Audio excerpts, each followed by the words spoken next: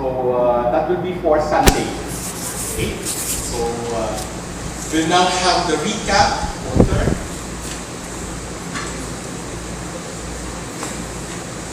You would understand if I say that the recap for this morning of yesterday's proceedings will be a little bit challenging. In spiritual life, we are not so much interested in spirituality, if not for the service of life. Spiritual doctrine, according to Eddie, should be at the service of the fullness of human life. And this life means growth. So through the Markan parables of the seed of the kingdom, Eddie underscored three aspects of spiritual growth. The generosity of the sower, the mystery of the growth, something beyond our understanding and yet requires our patience, because this growth takes time, even our whole lifetime. But there is the sureness of fruitfulness, not for ourselves, but always to shelter and benefit others. Then Eddie, through the Pauline letters, emphasized the spiritual growth means transformation. A transformation which has a starting point and a goal. The starting point is that the love of God has already been poured out in our hearts by the Holy Spirit.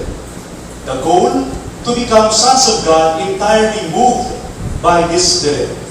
And in between these two poles is the work of the Spirit. And what work? Unveiling our faces in true freedom, to reflect like mirrors the brightness of the Lord. That we should go brighter and brighter as we are turned into the very image that we reflect. Yes, we might be aware that we are weak, poor, earthenware jars, but we are called to hold and to radiate the light of God's glory, the very face of Christ. This journey is a mystery of both God's freedom and our own human freedom. But in His infinite mercy, God has not left us completely alone in the dark. There are beacons. Experiences of the saints show this. Teresa's Camino de Perfección, Way of Perfection, John of the Cross's ascent to Mount Carmel, the Petite Voie or the Little Way of Little Teresa. And since the center of the soul is God, this journey is towards within. A progressive interiorization as much as a progressive divinization. But the movement is not only centripetal, it is also centrifugal. Because it necessitates us to jump out of oneself into the waiting arms of the Father. Halika, lundagin mo, baby. An ecstasis, veritably a leap of faith. To do that, the soul would need certain attitudes. Determinación muy determinada. Di pantay-pantay ang lahat. Yung iba ay parang lasagna na walang consistency. True freedom of the children of God, especially not weighed down by particular techniques, but using common sense and practical judgment. And then most important of all, the great desire, as Father Shaku tell us, the great dreams. On this roadmap of Teresan spirituality, Venerable Meridian indicates the two distinct phases. The first phase, mansions 1 to 3, where the primacy of action is man's activity, and God gives only general helps. And then the second phase, mansions 4 to 7, where the primacy of action is God's, giving out particular help, and man's collaboration is His consent, a receptivity, a greater alertness, a greater attentiveness. This journey takes time, so there is a right time, a kairos. And the right time does not necessarily follow the chronos, the rhythm of our academic calendars. So naturally, there will be tensions. And if there are tensions, there should be transitions. Difficult, critical thresholds where the soul either makes a space for God, or God Himself will create a space where there is an active purification or there will be a passive purification. A night of the senses or a night of the spirit, to use the Carmelite vocabulary. The soul moves then in this transition from orientation to disorientation to reorientation. From one conversion to the next conversion to the next conversion. From being slaves, dominated by fear, to being servants, only waiting for compensation, to be friends, really moved and united to the will of the mover, God, the Spirit. And yet, what I have told you, all this is but a roadmap, and no map can replace the actual beauty of the landscape. The main task of the soul then is to be available. Its readiness. Are we willing to let go of our steering wheel, the steering wheel of my life, and hand over this very wheel to the Holy Spirit? And this will require true freedom, just like the question of Jesus to the rich young man. Am I willing to do the jumping, to do that leap of faith, whatever that would bring me, without ifs or buts, without whys and hows? And so we continue on this journey, again out of God's infinite mercy. And we know we are not alone. There are companions. He gave us Mary. And today we are celebrating Nuestra Señora de la Estrada, precisely Our Lady of the Way, one of our best companions. And we'd like to wish Father Shampoo, along with the Jesuits, a happy feast of Our Lady of the Way, Nuestra Señora de la Estrada. God also gave us the examples of the saints. He gave us spiritual friends. And He gave us spiritual companions, co-journeyers. Or, if you might want to put it, He gave us spiritual directors. And so today, we will welcome back Father Roger Shampoo, precisely to talk about just that. What is spiritual direction? To help us along the way with Mary. Let us welcome back with this song, Father Shampoo.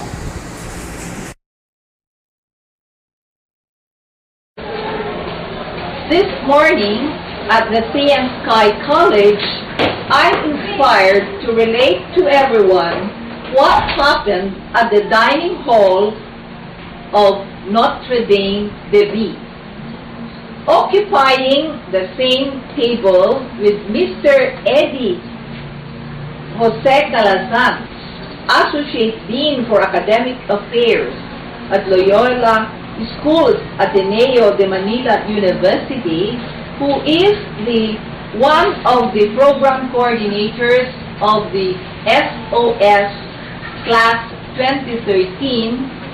I shared the letter of my daughter Ludi to her mama, and that's me. Her letter goes, should you not go to Avila and decide to treat us instead to Holy Land so that you, Ate, and me could pray together, it would be a heartwarming gift. Instead of focusing on Avila, where you have already been in, I hope you focus on me and Ate. So that is the March 25, 2013 letter of Ludi addressed to me, her mama.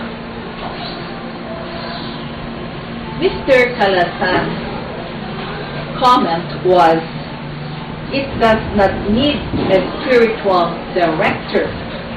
You could decide on the matter by yourself.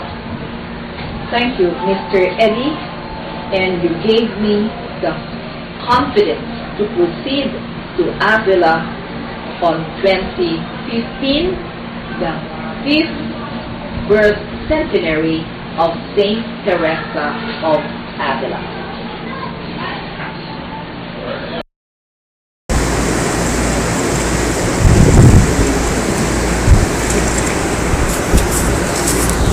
Just to recall what Father Shampoo shared with us yesterday, he reminded us that yesterday's session was not a training spiritual purpose. Opening some windows and reminder, very refreshing ideas or knowledge of spiritual direction by giving us an outline. Remember the four he divided the stock into 4 parts. What is spiritual direction? Then he gave us the models for spiritual direction, then the spiritual experience of spiritual direction, and the qualities of spiritual director. At the same time, while giving us so many possibilities, he said that it's not rare. In the internet, in the open, there are so many available writings, documents, and even books on spiritual direction. Of course, many of them are Jesuits, from many Jesuits, and actually started by answering why are there too many Jesuit authors on spiritual direction. And he will give us the answer for a simple reason, because of the spiritual exercises of St. Ignatius. But it's good also to remember what he said about the discovery of St. Ignatius, which I'm sure has inspired his writings. St. Ignatius discovered that God communicates with every Christian, and it is possible to discern God's will, preferably with the help of a spiritual guide. What is spiritual direction? So he gave us many answers, one of which is from the Jesuit Father Barry. Help given by one Christian to another to enable that person to respond to this communicating God. It's also an art of Christian listening, a process carried out in the context of one-on-one relationship, which a competent guide helps a Christian to grow in the spiritual growth. Then he gives us the 5 models. The institutionalized, which is part of the formation process in a novitiate or seminary. The interpersonal relationship, friendly sharing and loving support. The charismatic, which is a special gift of the Spirit given to a person to reach souls, which is very rare. The sacramental, spiritual direction within the context of confession. And then the incarnational. One person helps another in search for God's will. And he said the strength of this is the empowerment of all baptized, where spiritual direction is not limited to priests or religious, but to all baptized who are capable.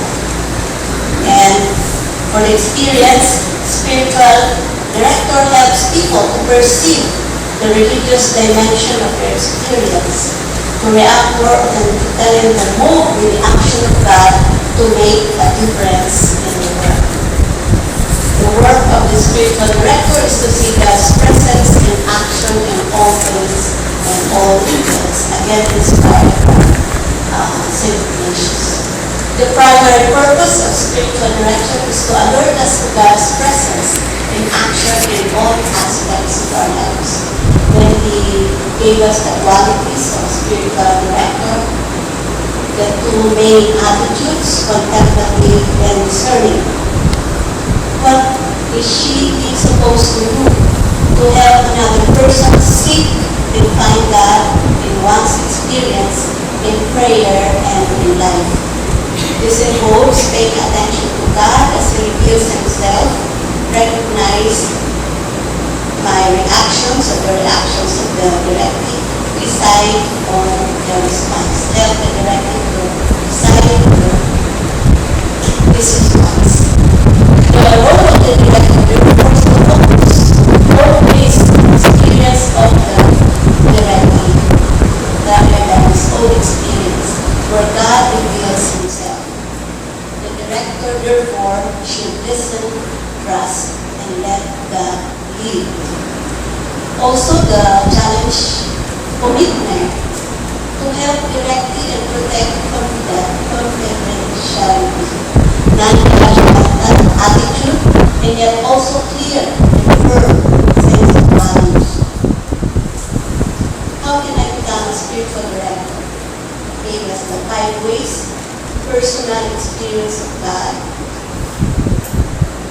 personal experience of spiritual direction, study of scriptures, spirituality, experience with people who pray and supervision.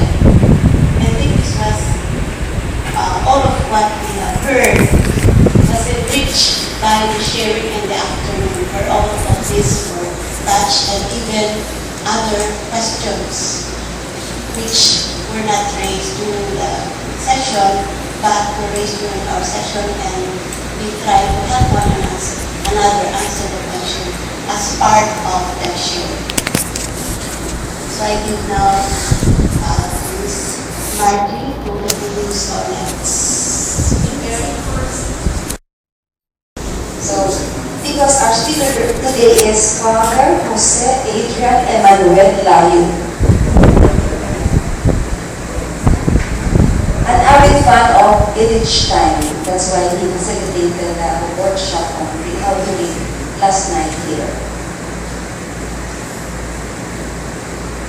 He is a Boloqueño, a diocesan priest of 12 years. Most of his years was spent as professor in the Immaculate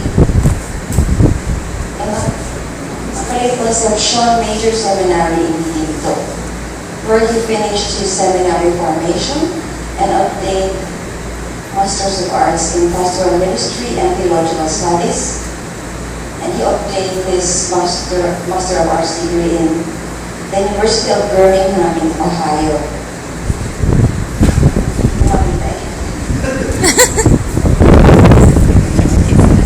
He joined the sacerdotal branch of the Institute 7 years ago, May 2006, and at present he is the Dean of Studies, Fellow Department of the IC, or Immaculate Conception Major Seminary. He's also in charge of the student pastor. There are many ways of looking. I just would like to focus on the human experiences that would make us somehow, as I say, aware of why, this loving God attracts us to Himself in prayer, in communion, in contemplation.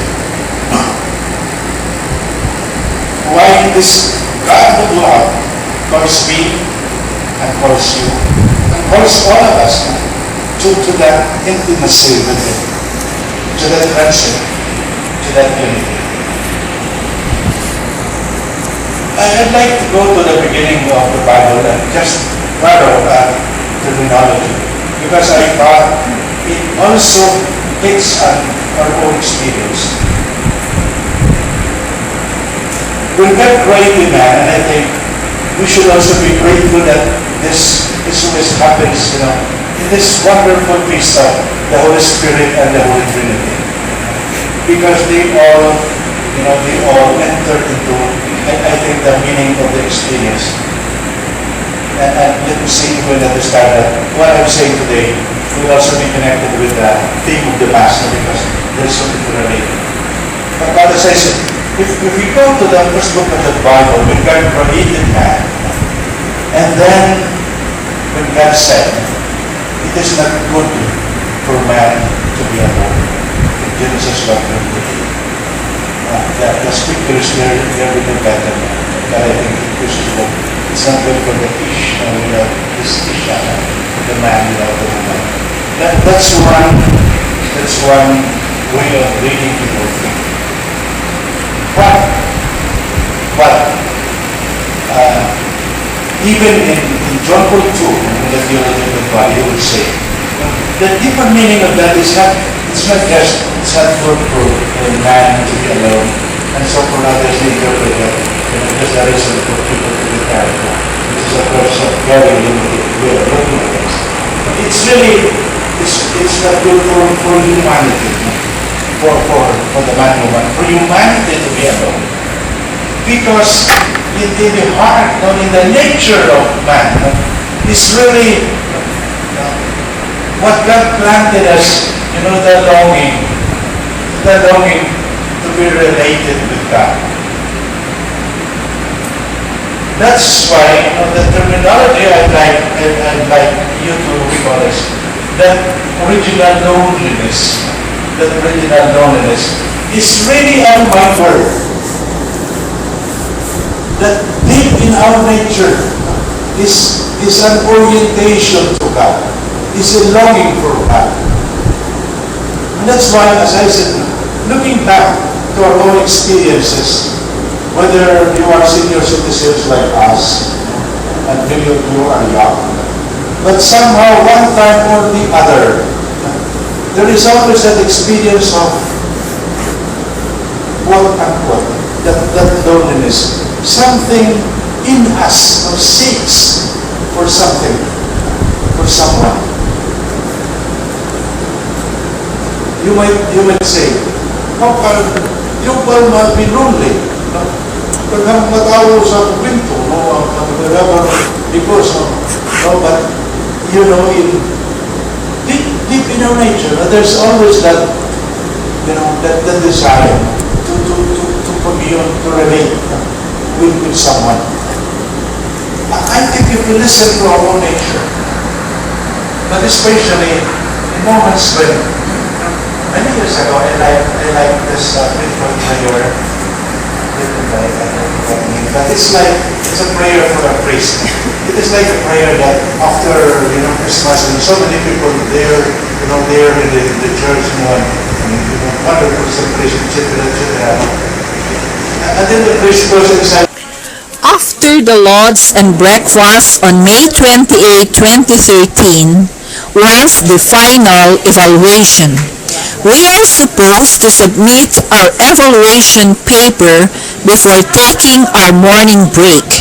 I assume all submitted except me. We were informed before the weekend of the personal synthesis but did not prepare one. I was not able to take notes in the concluding talk of Bishop Palma that started at 10 a.m. because I was writing my synthesis paper. Instead, I recorded his talk using my cell phone. After the talk of Bishop Palma, the participants were asked to pray for each other by picking a name in the box. For me, I picked the name of Father Russell Matuloy of the Archdiocese of Lipa. I have to pray for him for the whole year. On the other hand, the one who picked my name will also do the same for me. Unfortunately, I do not know the person who picked my name. Father Russell thanked me in advance for my prayers to him. Since the family name of Father Russell is Matuloy, in my prayers I say, God, please guide Father Russell. May his vocation continues. Matuloy, all for the glory of God.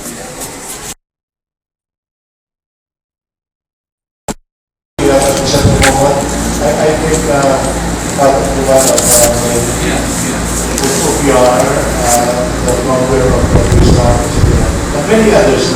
I think we are in for some religious. There should be religious saints, otherwise people will not but why would I mention this? Because for me the preparations, even I don't take lightly, even this consecration, this is a wonderful event. When was the last time we had it? 1995, the national consecration.